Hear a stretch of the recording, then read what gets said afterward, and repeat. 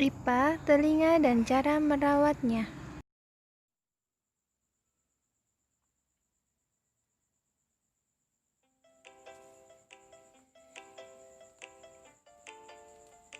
Tahukah kamu, telinga kita terbagi menjadi 3 bagian.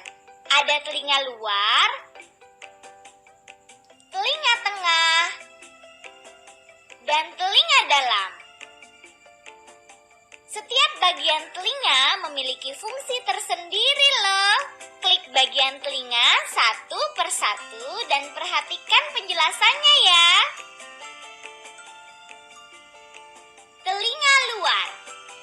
Pada bagian ini, telinga menampung gelombang bunyi, teman. Telinga luar terdiri atas 3 bagian. Pertama, daun telinga. Selain berfungsi menangkap gelombang bunyi, daun telinga yang tersusun dari tulang rawan ini juga dapat melindungi telinga kita dari kotoran loh. Bagian kedua adalah lubang telinga. Lubang telinga ini terletak di pangkal daun telinga dan berfungsi sebagai tempat masuknya bunyi ke dalam telinga kita.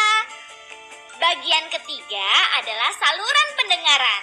Saluran pendengaran merupakan penghubung lubang telinga dengan gendang telinga. Saluran pendengaran ini berfungsi untuk meneruskan gelombang bunyi ke gendang telinga kita, teman. Klik bagian telinga satu persatu dan perhatikan penjelasannya ya. Telinga tengah. Pada bagian ini, gelombang bunyi diteruskan ke telinga dalam melalui tulang pendengaran. Telinga tengah terdiri atas gendang telinga atau membran timpani. Gendang telinga ini berupa selaput tipis yang peka terhadap bunyi loh. Gendang telinga berfungsi menerima gelombang bunyi yang ditangkap daun telinga. Gendang telinga kita akan bergetar saat menerima gelombang bunyi, teman. Tulang pendengaran. Tulang pendengaran terdiri atas tulang martil, tulang landasan, dan tulang sanggurdi. Ketiga tulang ini menghubungkan gendang telinga dengan tingkap jorong yang berada di telinga dalam.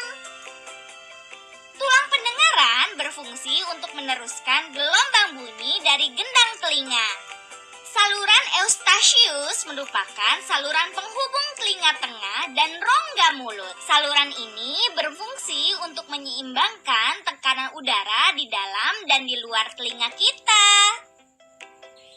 Klik bagian telinga satu persatu dan perhatikan penjelasannya ya. Telinga dalam.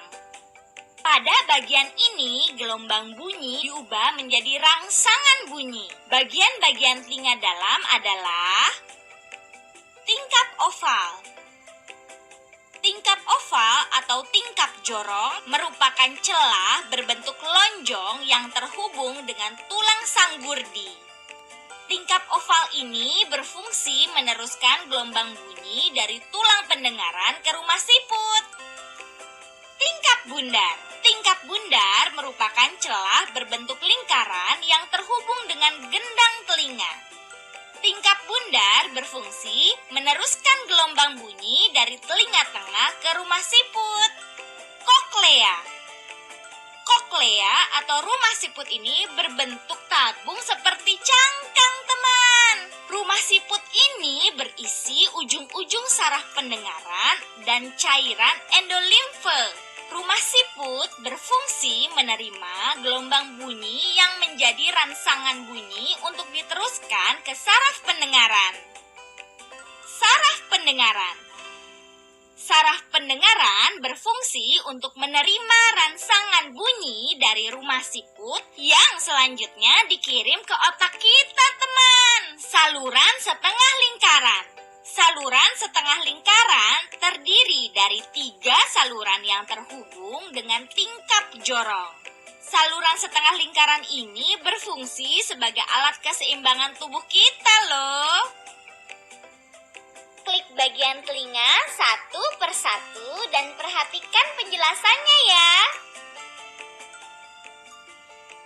Enggak sih kalau membersihkan telinga dengan cotton bud atau korek kuping berisiko membuat kotoran telinga makin terdorong ke dalam dan bila tidak hati-hati bisa melukai saluran telinga. Lalu bagaimana cara membersihkan telinga yang aman dan benar? Ini kata dokter.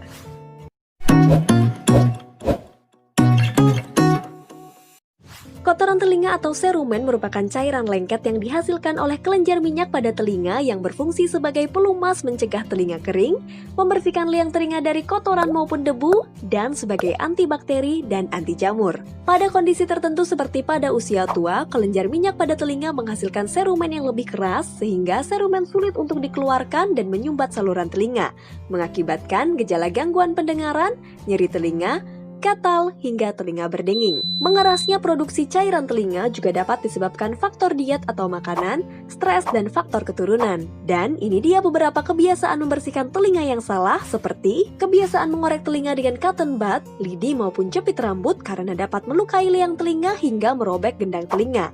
Penggunaan cotton bud dapat membantu mengeluarkan sedikit serumen tapi lebih banyak berisiko membuat serumen terdorong makin ke dalam. Serumen bisa keluar sendiri dari liang telinga ketika kita menggerakkan rahang seperti saat mengunyah, menguap, ataupun bicara. Saat serumen keluar cukup lap dengan tisu atau kain. Bagi orang dengan serumen keras dapat menggunakan obat tetes telinga untuk melunakkan serumen yang keras. Pastikan gendang telinga tidak berlubang atau tidak ada sakit telinga sebelumnya. Dapat juga meneteskan minyak zaitun untuk melunakkan serumen karena terbukti jarang menyebabkan iritasi. Teteskan minyak zaitun 2-3 tetes lalu diamkan 5 menit, ulangi 2-3 kali sehari selama 5-7 hari hingga serumen keluar dengan sendirinya. Serumen yang sudah keluar cukup dilap dengan tisu atau kain. Apabila serumen tetap terasa menyumbat dan menimbulkan gejala gangguan pendengaran, segera kunjungi dokter. Dokter akan membersihkan telinga dengan obat pelunak serumen atau menggunakan alat untuk mengait serumen kering menggunakan suction atau dengan cara irigasi. Selain itu, untuk menjaga kebersihan telinga, jaga telinga tetap kering. Bila keramas atau berenang, hindari telinga kemasukan air, lap telinga dengan tisu atau kain atau gunakan penutup telinga. Dan bersihkan headset atau earplug secara rutin. Ini kata dokter tentang cara membersihkan telinga. Nah, demikian pembelajaran tentang telinga dan bagian-bagian telinganya serta bagaimana cara merawatnya. Semoga Ananda bisa memahaminya ya. Jangan lupa untuk tugasnya halaman 90 Ananda